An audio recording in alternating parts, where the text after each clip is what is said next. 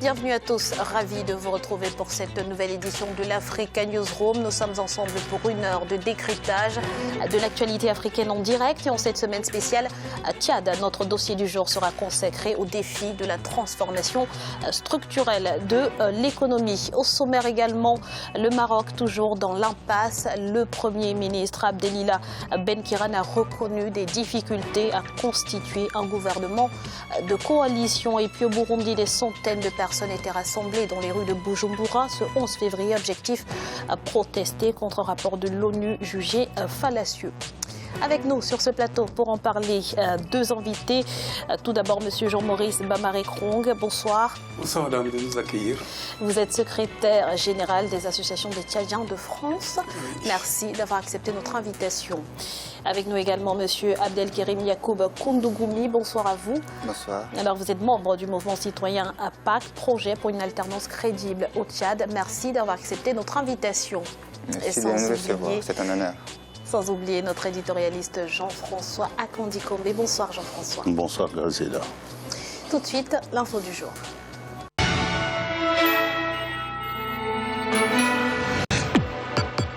Le Maroc est toujours sans gouvernement, plus de 4 mois après les élections législatives ayant conduit à la victoire du parti islamiste du PJD, Parti Justice et Développement. Alors quelles sont les raisons de ce blocage? Zahra Mohamed Moutiou nous apporte quelques éléments de réponse. On en parle juste après.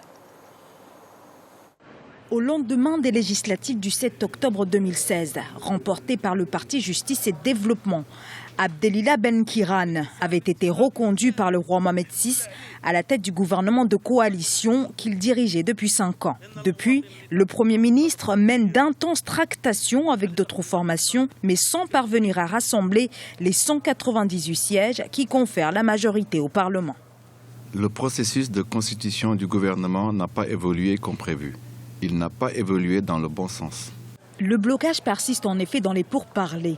Et le Premier ministre déplore les conditions posées, notamment par le Rassemblement national des indépendants, un parti libéral arrivé en 4e position aux élections législatives avec 37 sièges. Le RNI reformulerait à chaque fois de nouvelles conditions pour participer à la coalition gouvernementale. Le RNI, qui est un parti libéral et qui est un parti quand même important dans le paysage politique marocain, un parti qui, selon la Constitution, selon la loi marocaine, après les élections législatives, peut lui-même composer un gouvernement, notamment avec d'autres partis comme le PAM ou comme le MP ou le SP. Mais il n'a pas le parti majoritaire avec lui, c'est-à-dire le PJD d'Abdelila Benkiran. C'est un parti donc qui pense que, puisqu'il est presque devenu incontournable pour la constitution du gouvernement, ça tarde depuis octobre 2016, il voudrait imposer ses choix, notamment en matière de choix des ministres, de choix d'orientation politique, d'orientation économique. Comment le RNI, avec ses 37 sièges au Parlement, comment il va négocier? Est-ce qu'il va continuer à discuter avec le PJD, avec ses propres conditions? Est-ce qu'il va faire des concessions? Est-ce qu'il va être amené à constituer un autre gouvernement avec les autres partis et avec en rassemblant donc le nombre de sièges, puisque avec les autres partis, il peut constituer jusqu'à 200 sièges au Parlement, donc de la possibilité de créer un gouvernement, probablement que le roi Mohamed VI va trancher en dernier recours. Le secrétaire général du Parti Justice et Développement, Abdelila Benkiran, indique vouloir poursuivre les consultations, notamment avec Aziz Arhanouch, président du RNI. Et pour faire avancer les négociations, le PJD se dit prêt à renoncer à la présidence du futur gouvernement. Alors Jean-François, 4 mois après les élections législatives, le Maroc est toujours sans gouvernement. Peut-être déjà revenir sur les raisons de ce blocage politique. Mais les raisons tiennent au fait que constitutionnellement au Maroc, l'Assemblée nationale, en tout cas le gouvernement, est une émanation de l'Assemblée nationale comme dans beaucoup de pays africains, et que le roi est tenu de nommer quelqu'un de la majorité qui va constituer un gouvernement. Et ce gouvernement, en l'état actuel des choses, ne peut être qu'un gouvernement de coalition, puisque aucun parti n'a emporté la majorité absolue des voix. Le parti majoritaire, le plus majoritaire dont est issu le Premier ministre qui a été nommé par le roi, n'a que 125 sièges, il en faut 198. Donc il faut aller en négociation, il faut discuter pour avoir un gouvernement de coalition et s'entendre notamment sur la base d'une politique générale acceptée par les uns et par les autres pour aller au gouvernement. Donc là se trouve le nœud de l'affaire, et il se trouve que lors de ces négociations, l'un des partis les plus importants, qui est arrivé 4e en termes de score, le parti RNI, pose des conditions, retarde un tout petit peu le processus, des conditions qui sont un peu changeantes. On croit comprendre... Y a-t-il pas un petit peu de mauvaise volonté finalement? Alors, on est là dans le jeu d'un régime qui est un régime de parti. Lorsqu'on enlève la personne du roi et l'institution du roi, c'est un régime qui est essentiellement un régime de parti, et les partis jouent leur propre partition. Il n'est pas exclu, dès lors que le parti RNI, non pas le parti RNI, le parti du Premier ministre notamment, le PJD n'a pas obtenu la majorité absolue, même le deuxième parti peut revendiquer, peut espérer avoir la primature, notamment le troisième parti peut espérer avoir la primature, le seul élément déterminant étant que la personnalité nommée comme Premier ministre arrive à dessiner un consensus autour de son nom et pour obtenir cette majorité de gouvernement. Monsieur Abdelkerim, quel regard portez-vous sur cette situation au Maroc? Ce blocage est essentiellement dû à, comme a dit l'intervenant Jean-François, c'est que c'est plus un jeu d'opposition entre les partis. Par des indépendantistes qui ne veulent plus entendre parler des Stiglal, qui veulent que les Stiglal sortent et qui ne participent pas au gouvernement. Les PJD qui disent que non, ce n'est pas nous, c'est les indépendants. Finalement, on ne sait pas toujours quelle est la politique, la feuille de route des partis islamistes qui a gagné les élections. Je crois que le nœud est là. Parce qu'ils n'ont pas encore donné la politique qu'ils entendent mener. Donc le blocage, moi je crois que les indépendantistes butent là-dessus. Ils veulent quelle politique les islamistes peuvent mener. Mais Ben Kiran, le Premier ministre, disait toujours que non, ce n'était pas ça la raison, mais qu'il y a un problème entre les indépendantistes et les Stiglal. Alors, Monsieur Bamary-Krong, les négociations pour l'instant bloquent. C'est quoi le plan B finalement? Est-ce qu'il y a une alternative? Non, le plan B, ça ne pouvait parvenir que dans une coalition, parce que le parti PJD a gouverné pendant 5 ans. Donc eux, normalement, ils devaient même avoir une certaine majorité lors de ces législatives, mais malheureusement, la population les a censurés en donnant RNI la deuxième représentation au Parlement. Les Stiglal, eux, ils avaient également gouverné il y a quelques années, et ils se sont rendus compte que certaines lignes qu'ils ont posées n'ont pas plu à la population marocaine. Donc aujourd'hui, c'est vrai qu'il faut absolument une coalition. Jean-François, que prévoit la Constitution marocaine si la situation ne se débloque pas? La Constitution marocaine ne prévoit pas, à ma connaissance, il n'y a pas de disposition particulière. Il y a une solution, il y a des solutions de sortie de crise, mais qui sont des solutions politiques avant tout. Il y a les prérogatives du roi qui peut à un moment trancher. Il y a aussi politiquement l'hypothèse qu'on n'a pas envisagée ici, qui est que le parti du Premier ministre s'entende avec tous les autres partis, sauf le parti, voilà, les indépendantistes récalcitrants. Et puis il y a une autre voie qui n'est pas souhaitable parce qu'elle serait trop coûteuse pour l'économie du pays et pour la population, c'est de repartir aux élections. Il peut être décidé d'organiser des élections anticipées, mais vous savez, nous savons tous ici ce que coûtent des élections. En l'espace de 4 mois ou de 5 mois, réorganiser de nouvelles élections dans ce pays, ce serait dommage. C'est une question de responsabilité politique. Donc maintenant, il faut espérer que, en plus de ralentir le fonctionnement de l'État, puisque quand il n'y a pas de gouvernement légitime, le gouvernement actuel ne fait que gérer les affaires courantes, évacuer les affaires courantes, en plus de cela, il faudrait espérer que les hommes politiques quand même, qui sont de grands hommes politiques, qu'ils entendent raison, qu'ils se mettent autour d'une table, qu'ils s'entendent sur une politique. Il ne faut pas seulement attendre de l'autre qu'il fixe une politique générale, mais on peut négocier et lui proposer pour voir s'il refuse. Après, alors, on a entendu dire dans le reportage que le roi du Maroc pourrait également trancher. Est-ce que finalement ce ne serait pas la meilleure solution puisque la situation dure depuis longtemps? Oui, je vous en prie. Le roi est toujours au-dessus de la mêlée. Justement, ce qui fait que le Maroc continue à fonctionner et que le roi se pose en arbitre.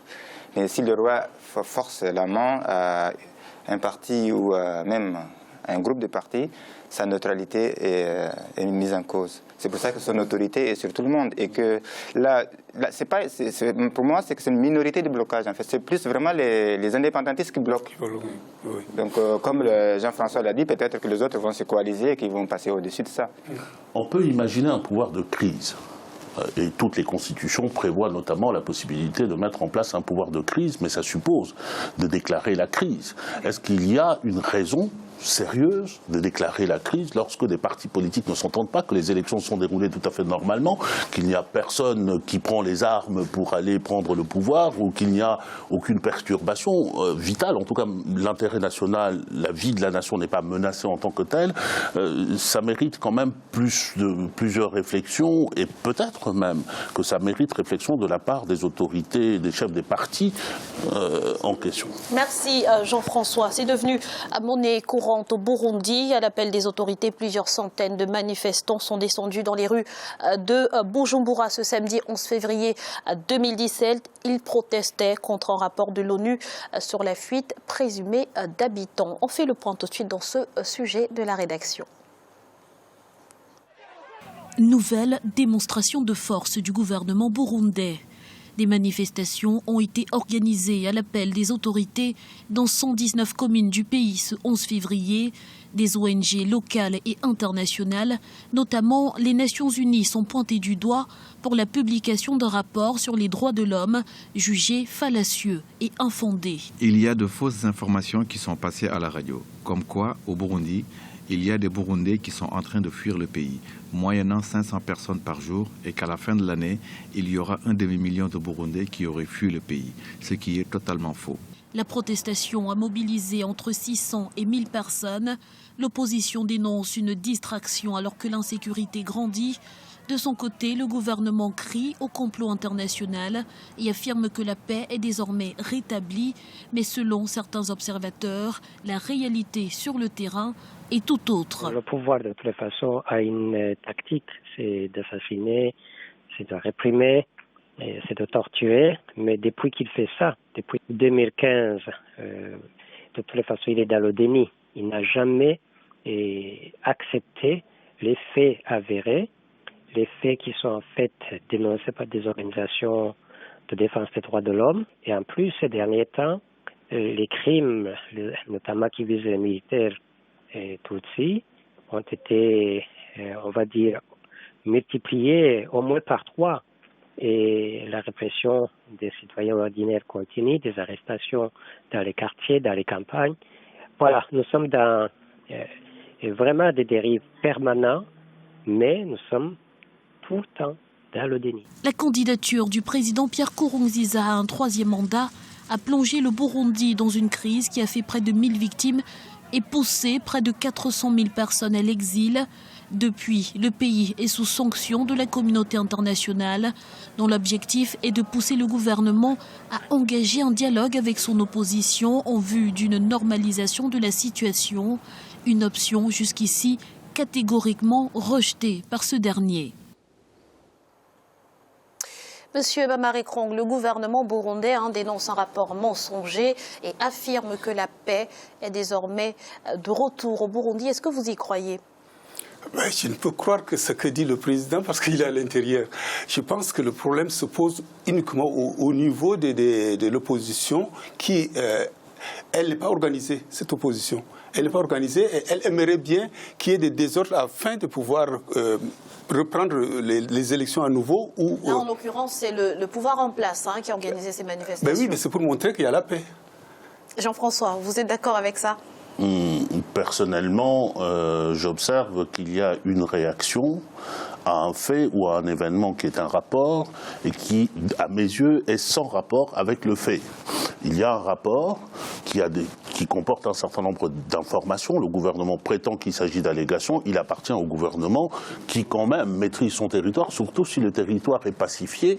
On peut avoir accès aux informations et aux données très facilement et présenter la preuve du fait que le rapport des Nations Unies est fallacieux. Et justement, c'est ce que le gouvernement burundais n'a pas fait. Il n'a pas fait. Et je constate que ce n'est pas la première fois que le président Nkurunziza décide ainsi de mobiliser ses compatriotes pour les mettre dans la rue, c'est un pur rapport de force. Il veut faire une démonstration de force dans son pays pour montrer qu'il est puissant, qu'il restera là, que finalement on ne le délogera pas.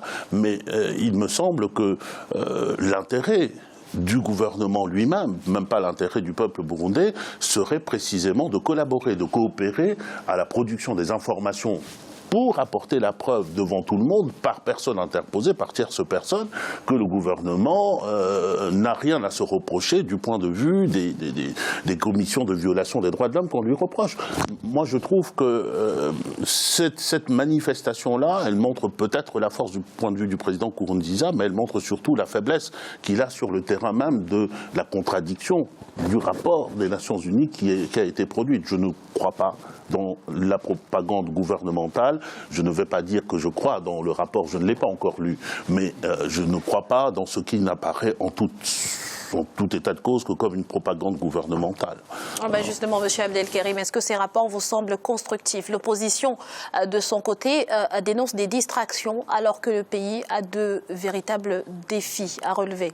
Ce qui se passe au Burundi est inadmissible. C'est une grande tâche pour l'honneur de l'Afrique.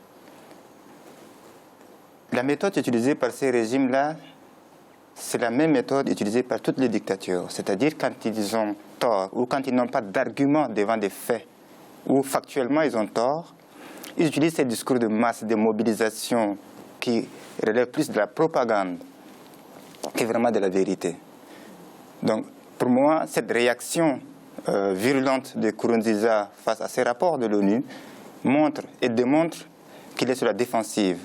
Qu'il voulait cacher. Sur la défensive, c'est qu'on a des choses à cacher. À cacher, voilà. Pour moi, je crois que c'est vraiment condamnable. L'Union africaine doit se réveiller et vraiment taper la main sur la table pour que ce qui se passe à huis clos, vraiment à huis clos au Burundi, doit s'arrêter. Jean-François, des observateurs disent que parmi ces manifestants, il y en a pas mal qui sont payés par le gouvernement. Qu'en pensez-vous ? Je n'en sais rien, je ne suis pas sur le terrain, mais c'est assez vraisemblable dans une certaine mesure. Je ne crois pas qu'il puisse y avoir une mobilisation spontanée de citoyens pour aller manifester contre un rapport dont ils ne connaissent même pas le contenu, qui n'a pas d'effet sur leur vie.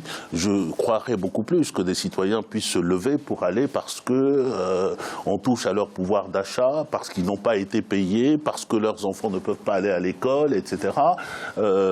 Pour arriver à ce résultat-là, il faut un appareil de mobilisation. Et je pense que le gouvernement, en même temps qu'il maîtrise, qu'il quadrille militairement le terrain et sécuritairement, il a les moyens de mobiliser. Je ne dis pas que c'est avéré, mais il faudrait être sur le terrain pour le confirmer, mais ça ne me surprendrait pas. Les rapports ont démontré qu'il y a eu des assassinats quotidiens et que des journalistes ont été disparus, que des citoyens ont été assassinés impunément. Et c'est ces rapports d'ailleurs que le gouvernement burundais dénonce. On ne peut pas juste mettre en cause ces rapports-là parce que M. Nkurunziza a fait des manifestations. Merci messieurs pour toutes ces précisions. Nous allons à présent marquer une courte pause. On se retrouve dans quelques instants pour la suite de l'Africa Newsroom. À tout de suite.